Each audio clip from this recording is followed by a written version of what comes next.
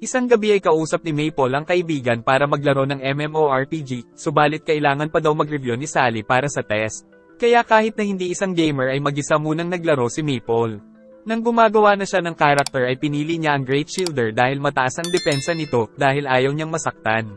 At para mas lalong tumaas ang depensa ay nilagay niya lahat ng stats sa Vitality. Pagpasok niya sa game ay namangha sa napakagandang lugar, kaya nagpasalamat siyang nirekomenda sa kanya ni Sally ang laro. Subalit dahil hindi siya gamer ay hindi niya alam kung saan pupunta kaya nagtanong siya sa isang babae. Tapos napansin niyang mabagal siya maglakad dahil pala hindi siya naglagay ng agility. Pagdating niya sa gubat ay inatake siya ng cute na monster, ngunit hindi siya nakakaramdam ng sakit dahil sa taas ng vitality. Pinabayaan niya ang Bonnie na atakihin siya hanggang sa makatanggap ng bagong skill na mas lalong nagpataas ng depensa niya. Kalaunan ay namatay ang Mr. Bonnie na nagbigay sa kanya ng level up ngunit ikinalungkot naman ng bida. Saka napansin niyang may bago na namang stats, ngunit nilagay niya ulit ito sa vitality. Sumunod ay inatake naman siya ng isang bubuyog na nakakatakot, subalit nakikiliti lang siya. Pero nang gumamit ito ng lason ay napinsala siya, ngunit kalaunan ay nakatanggap ng resistensya laban sa lason. Kaya pinabayaan niyang atakihin siya nito para mas lumakas ang resistensya sa lason hanggang sa matalo niya ito at magbigay ng isang singsing. Naging level 8 na ang bida, at dahil sa singsing ay mas dumagdag ang depensa niya. At sa tuwing magkakaroon siya ng bagong stats ay inilalagay lahat sa vitality dahil ayaw niyang makaramdam ng sakit. Nakaramdam ng pagod ang bida kaya nakatulog sa gitna ng daan, subalit inatake siya ng mga halimaw habang natutulog. Nakita siya ng isa pang player pero pinabayaan lang at nang magising ay nakakuha na naman ng panibagong pampatigas na skill. Ngunit nagpanik nang makita ang mga halimaw na inaatake siya. Walang humpay niyang winasiwas ang patalim hanggang maubos ang mga ito tapos nag-log out na siya. Nang makita na 10 oras na pala ng gabi kaya wala na siyang time gumawa ng homework. Kinabukasan ay pumasok ulit siya sa game. Nang mapansin na maganda ang suot ng isang Great Shielder kaya tinanong niya ito kung saan galing ang armor.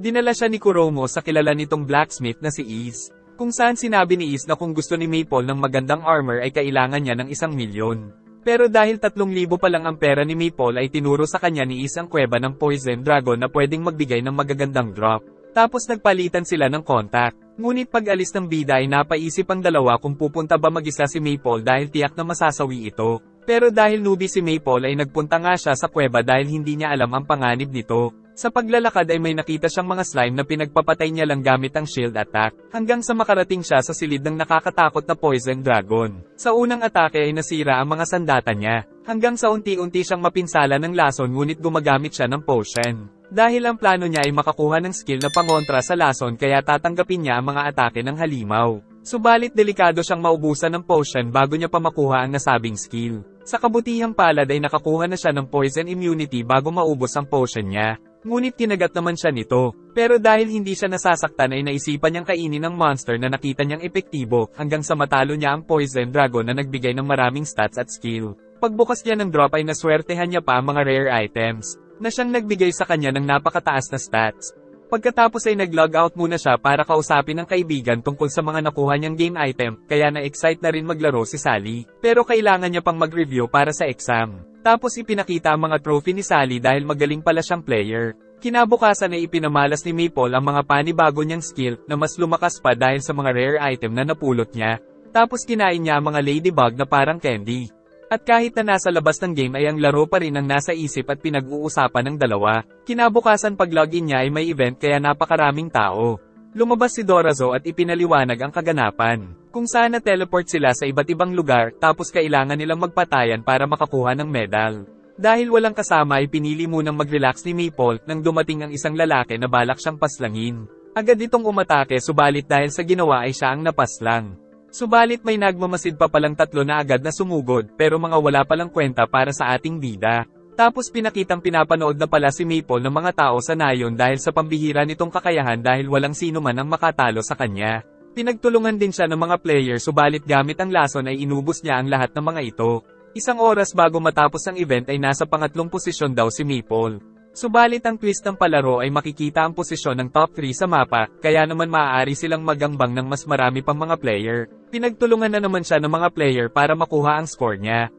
Subalit walang kwenta ang atake nila, at nang muling gumamit si Maple ng lason ay nagtakbuhan sila pero pinarali sa ang mga katawan.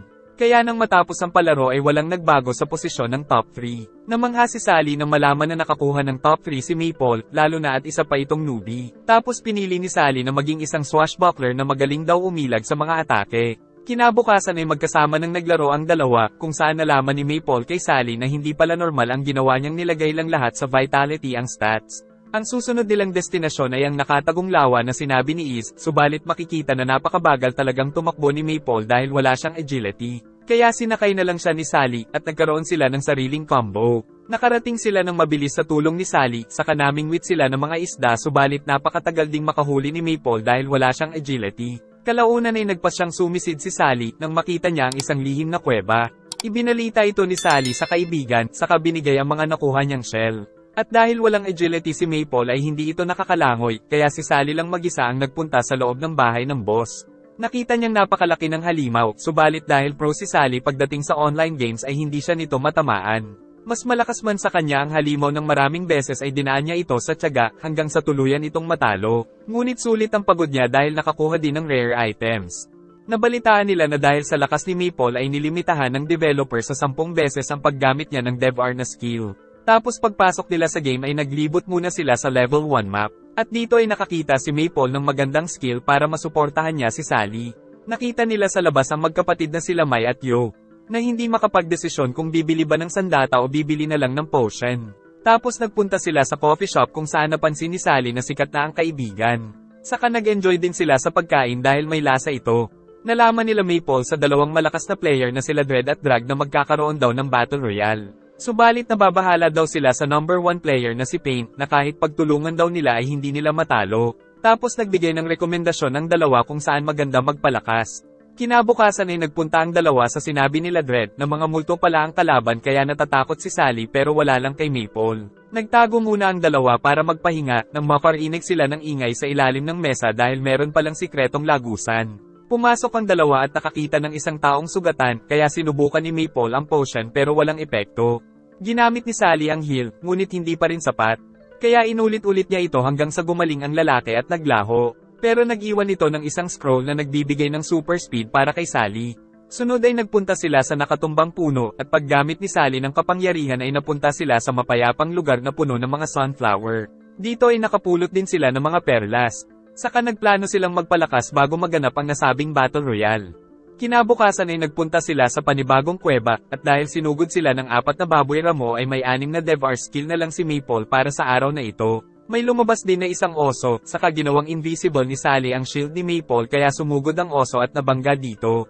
Dahil gusto daw magsanay ni Sally ng mga skill niya bago sumali sa Battle Royale. Nagtungo sila sa level 1 gate boss para makapunta sa level 2. Gumamit ng lason si Maple pero wala itong epekto, kaya aalamin daw ni Sally kung paano ito matatalo habang si Maple ay kinukuha ang atensyon ng monster. Nalaman ni Sally na kailangan nilang atakihin ng mga mansanas kaya agad itong inatake ni Maple kaya tagumpay nila itong napinsala. Saka pinalabas ni Maple ang malalaking poison dragon, subalit nagawa itong matalo ng boss. Tapos nagpasabog ito ng malakas kaya tumalsik ang dalawa at nahilo ang bida. Kaya kailangan na naman ni Sally na magsulo na kalabanin ng halimaw. Gamit ang kakayahan nito ay pinaghihiwa niya ang katawan, tapos sinubukan sunugin ang batok pero nakakalaban ito kahit nasa likod siya. Kaya binulag niya ito gamit ang wind cutter, tapos gumamit ng power attack na siyang tuluyang tumapos sa malakas na halimaw. At nang magising si Maple ay patay na ang boss. Pagbalik sa bayan ay nakita sila ni Iz, kung saan ibinalita ng blacksmith na natapos na niya ang pinagawang napakagandang shield ni Maple na labis niyang nagustuhan. Kaya para mag-celebrate ay nagpunta sila sa napakaganda at mahiwagang lugar para mag-relax, kung saan kumain at uminom sila ng mga kakaibang pagkain. Kinabukasan ay araw na ng event kaya napakaraming mga tao. Nang makita din nila doon si Kuromo. Tapos napansin nila ang grupo ng Flame Emperors, at ang malakas na Fire Wizard na pinuno nilang si Mi. Bago magsimula ang event ay sinabi ni Dorazo na kailangan daw nilang hanapin ang mga medal, kapalit ng mga skill at mga item. At pwede din daw magpatayan para kuhain ng medal ng ibang players. Nag-enjoy ka ba? Salamat po sa panonood at pakiabangan po ng susunod na part, saka mag-like and subscribe ka na rin Lodi para sa mas marami pang mga recap.